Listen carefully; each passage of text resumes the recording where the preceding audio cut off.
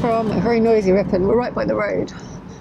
A road which has just been, they're doing sort of road, I think they call it road dressing here, or road resurfacing. Resurfacing. So they've gone along and they've taken up all the asphalt, and it is currently covered in some loose aggregate, which means that every time a car comes along here, it makes a funny noise and throws rock everywhere. Other than that, Ripon is, like, so nice. Yeah, just, like, absolutely loved it up here. Do not want to leave. Morning.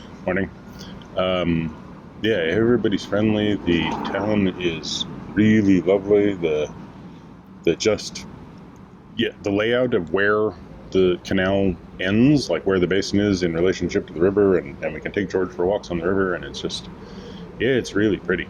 It's really nice. It is a Minster town with a beautiful cathedral. I went in there. It's got a really nice sculpture in there of a Pieta. And the only disappointing thing, there's two disappointing things. One was when Michael threw George's ball so far across the river it didn't come back. Yes. Yeah, whoever owns that property might find an orange ball on there when they go look at their garden. And anyway. The other disappointing thing is that on Sunday night at 9 o'clock we went up to the town square to hear the hornblower. Famous thing here since AD, I believe it's 886 or 866. Anyway, long time.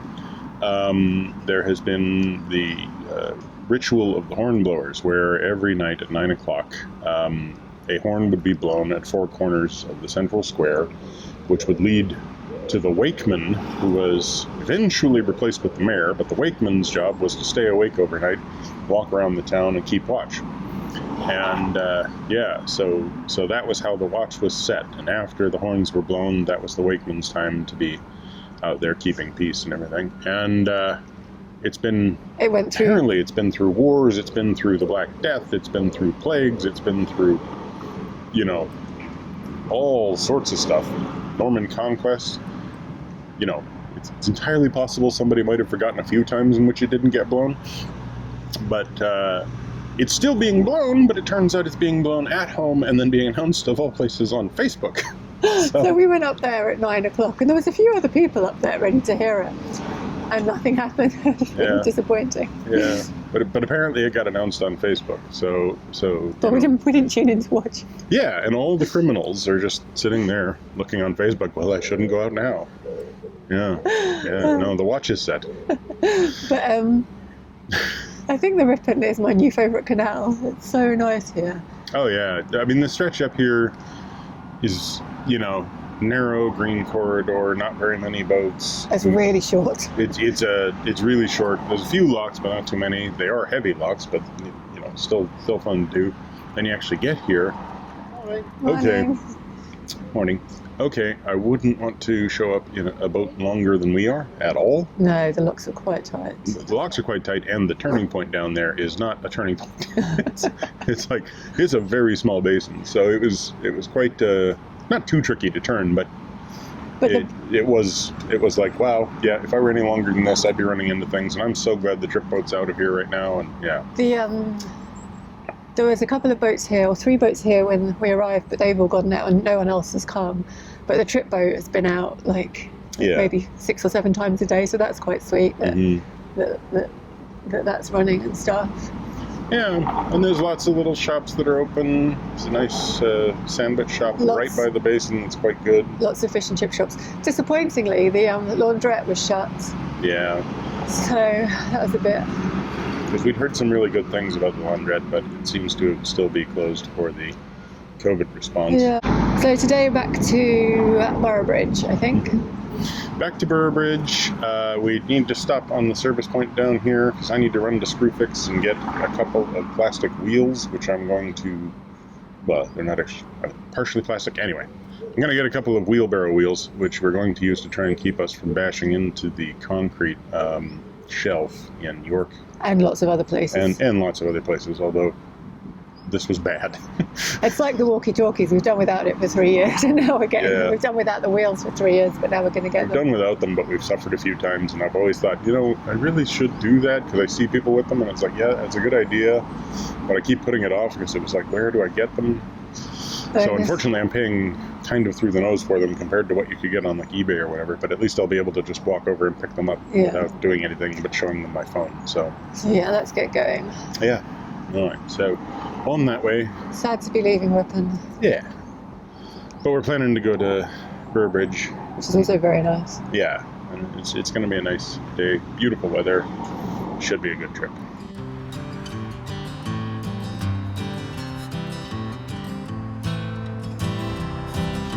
These moorings were full when we arrived, but now we have them completely to ourselves.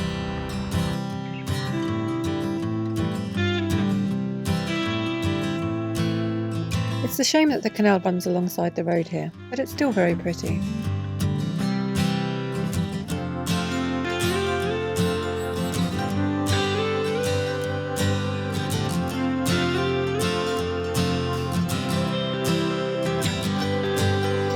We're a bit long for this service point, but we get ourselves wedged in place and top up our water tank. Michael takes the opportunity to walk across the road to Screwfix to collect our order. The building that houses the Elsan toilets and showers is incredibly sweet. Wheels collected and water tank full, it's time to set off again.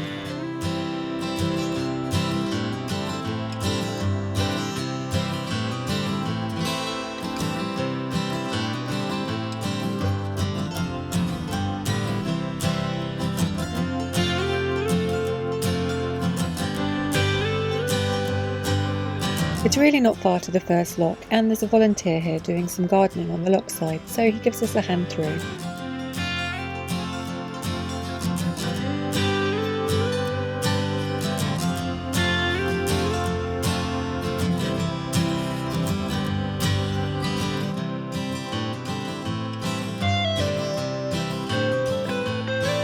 The Canal and River Trust advise that the Ripon Canal is only suitable for boats up to 56 feet 11 inches long, which is pretty much our boat's length, and we can confirm that it's quite a snug fit for us.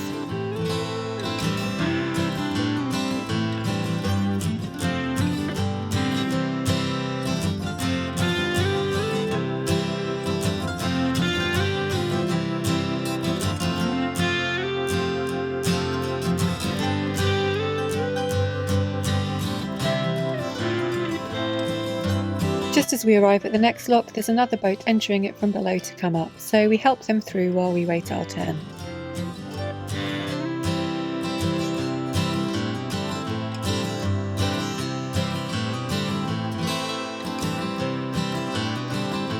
They head off towards Ripon, and it's now our turn in the lock.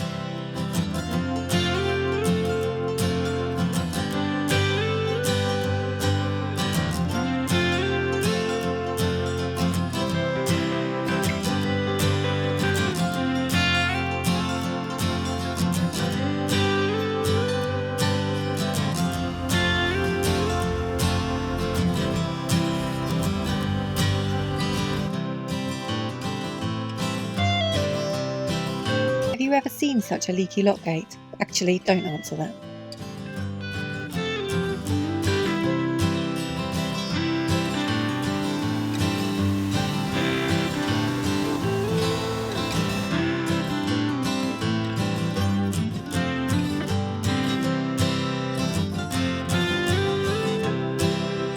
The Ripon Canal was built in 1773 by William Jessup to link the city of Ripon with the Ure navigation.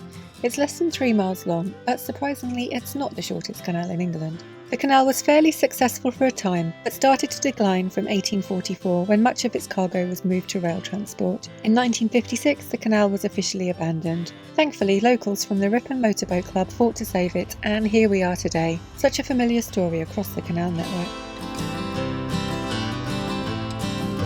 Here's one of the trip boats from Newby Hall. It's not carrying any passengers today though.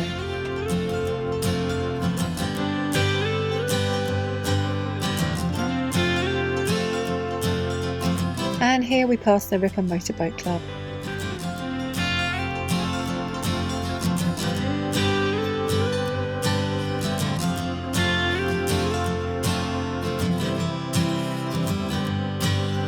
A boat pulls out of the basin at the club just in front of us, and we watch it whiz off down the canal.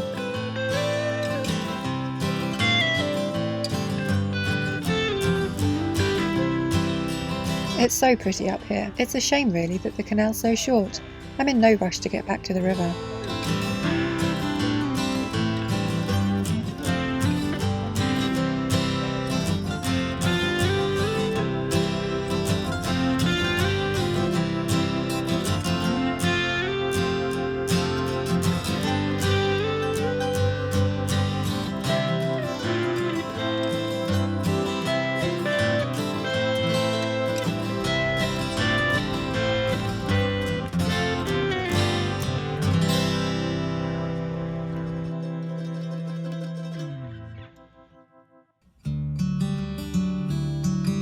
The boat that pulled out of the marina is not planning to go down onto the river today, and they've moored up above the lock. The water's already up, so we get the gates open and enter the lock so we can start our descent.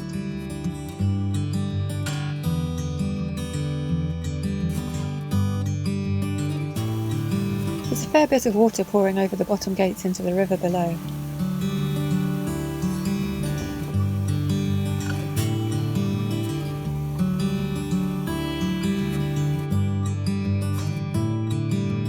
Just as we start to go down, we spot a narrowboat behind us heading towards the lock, so we close the paddles and bring ourselves back up the few inches that we've dropped. We rebalance the water and wait for the other boat. Wide locks are always easier with two.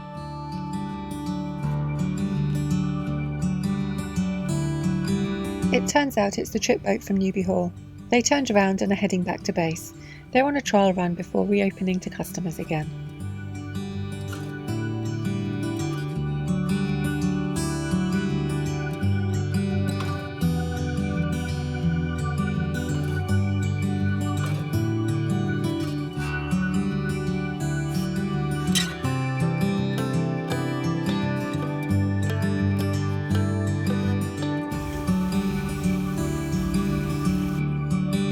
Our kindness is rewarded. They send us ahead and stay back and close the lock behind them. They get some assistance from a lovely lady from the cruiser on the mooring. We're back on the river level now, and you can see from the gauge on the side of the lock that the water is well in the green.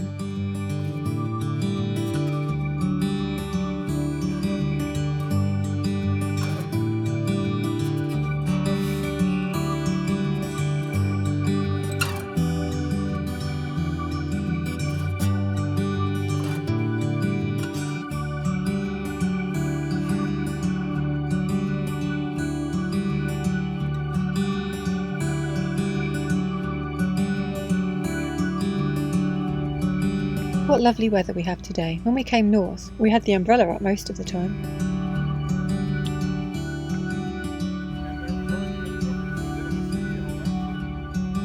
There's Newby Hall in the distance. We did read that there's some river moorings for boaters wanting to visit, but we don't spot them.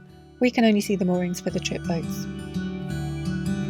The grounds of the hall look lovely, and there's a straight landscaped path leading from the river to the house.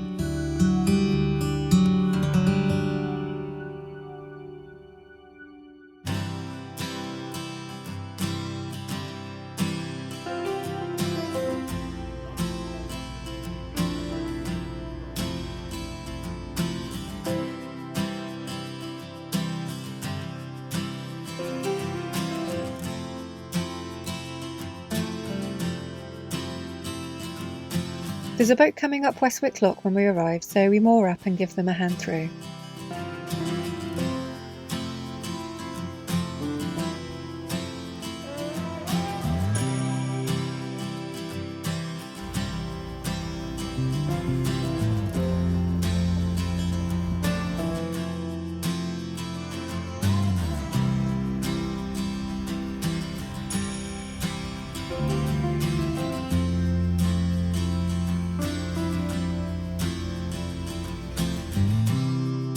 The other narrowboat is back on its mooring at Newby Hall now, so we're on our own for this lot.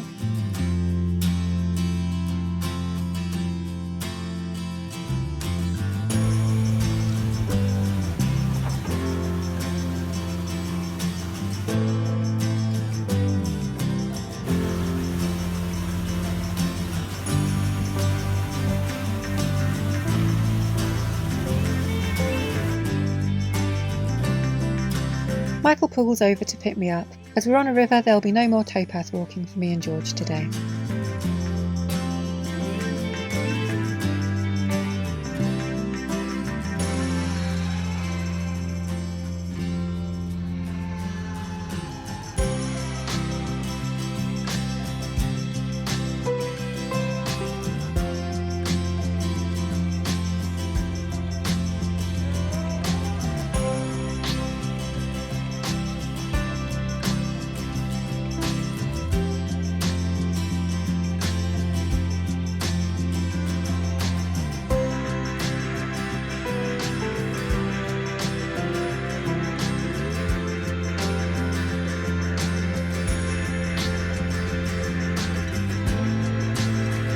There are some roofs from the houses in the village of Boroughbridge.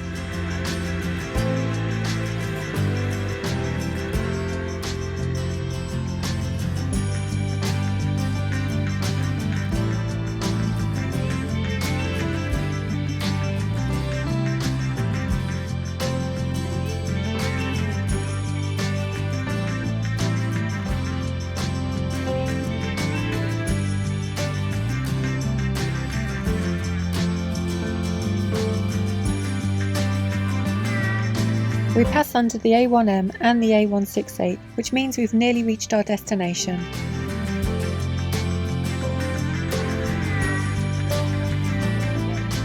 These lovely old brick buildings are part of the village of Longthorpe.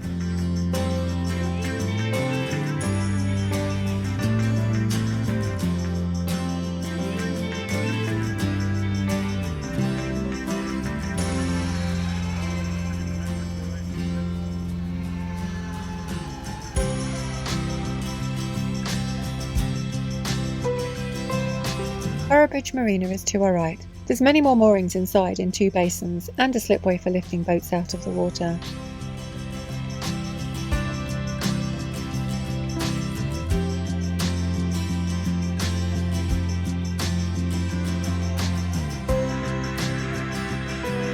Beyond the orange barriers, the river continues over the weir. We obviously follow the signs along the Milby Cut.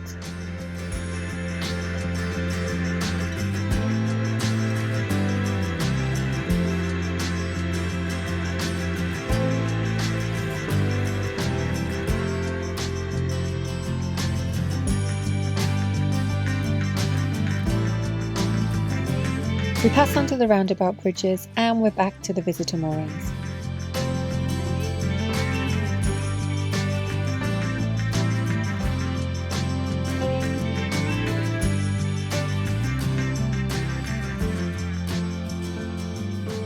Afternoon, welcome to Boroughbridge. We had a relatively uneventful cruise. It was quite nice. We met a few boats and locks, 3 locks. Which was nice, like to see other people. It was nice to see other people moving. It was funny, we came out of one of them and we saw a boat come out of the marina and immediately turned down before us, and we thought, uh-oh, well, they're just wide enough that we're not going to be able to fit in with them. We've lost the lock. We've lost the lock. We're going to have to wait for them. Then they immediately pulled up at the lock, spun around, put out some deck chairs, and started looking for a cup of tea. And then the lady came to help us on the lock. So. Yeah, so it was like, thank you. That was amazing. And like we were quite chilled, like about losing the lock if we had lost it. Oh yeah, would have been fine.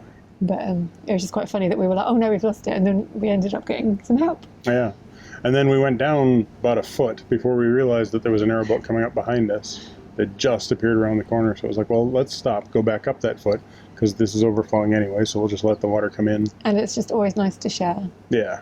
So it's actually the little tour boat that leaves from Newby Hall, and they were up on the Ripon Canal doing a little bit of training and just sort of getting used to the boat again before tours begin soon. So they came in, and the first thing they said was, we don't have enough rope. I'm like, well, there's one of your training issues. Get some more rope. And then they were really lovely because the other lady was helping and they were there. They finished the lock off and let us go ahead because they were stopping at the hall and not coming to the next lock. So. Yeah, which meant we'd end up, sort of dealing with that. So having to stop while another boat moored up, so it's cool to be able to get. So the fact that we waited with them meant we got extra help. That was just nice. Yeah. And then soon out of coming onto the river lock, we passed a pike that jumped like 3 feet out of the water. I didn't see it. I just saw it land, so I didn't really. I was just surprised by the fact that, at first my first thought was we were being torpedoed, but then I'm like, wait, I'm not in that alternative reality I keep dreaming about.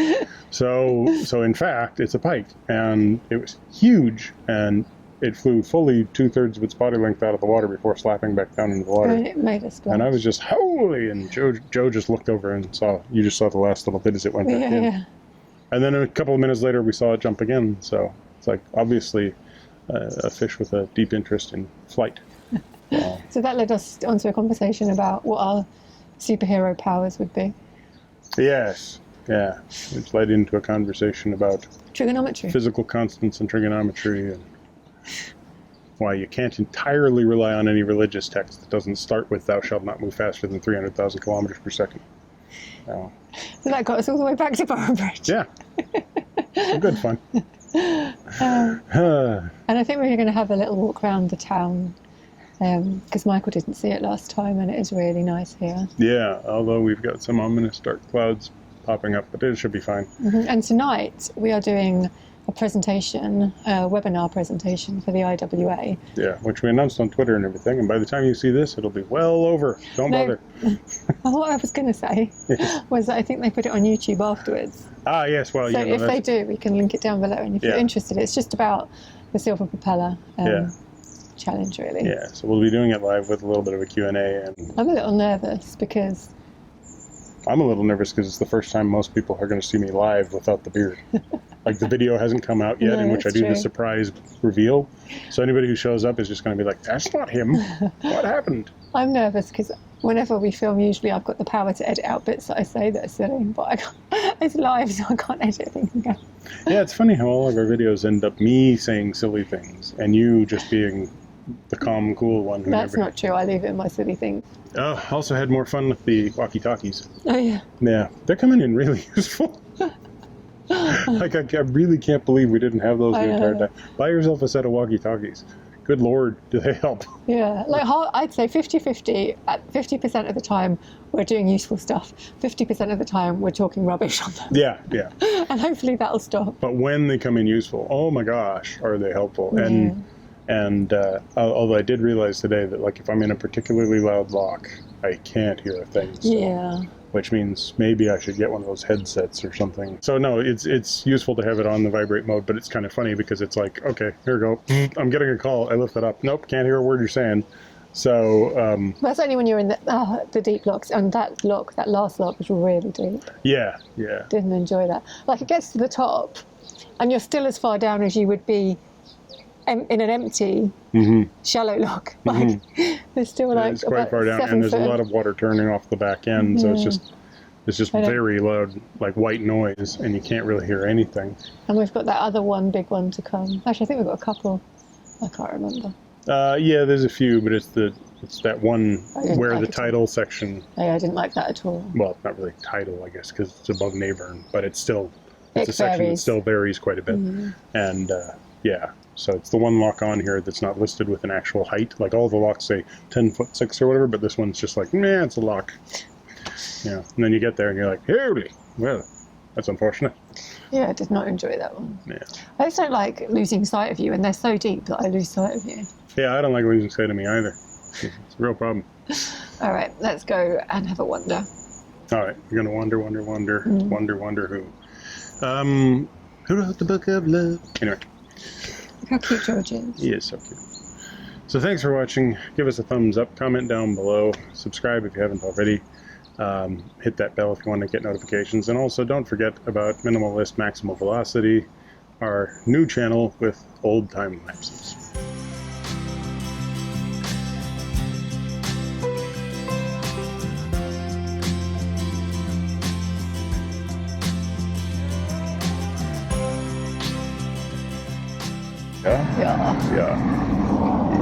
Yeah. It's already going. Yeah. Yeah. The Ripon Canal was built in 1770. The Ripon Canal was built in 1770. Blame me for it. I wasn't even in the bow at the time. Well.